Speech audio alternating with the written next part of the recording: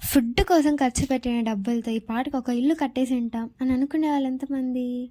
Hey guys, బెంగళూరుకి వచ్చాక food try చేయకపోతే ఎలా అందుకని మా ఫ్రెండ్స్తో ఇక్కడ అల్జరా మండికి వచ్చాము.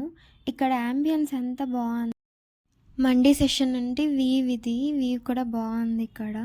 ఇంకా మెన్యూని అలా తిప్పేసి నాకు ఏమైనా కొత్తవి ట్రై చేయాలంటే భయం, ఎందుకంటే టేస్ట్ బాగాలేకపోతే ఊరికే వేస్ట్ అయిపోతుంది అని చెప్పి.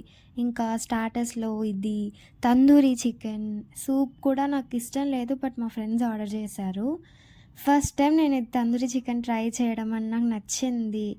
అండ్ ఇంకా మెయిన్ కోర్స్కి వస్తే మండి తినకపోతే ఎలా అందుకని ఒక గ్రిల్డ్ మండి ఆర్డర్ చేశాము.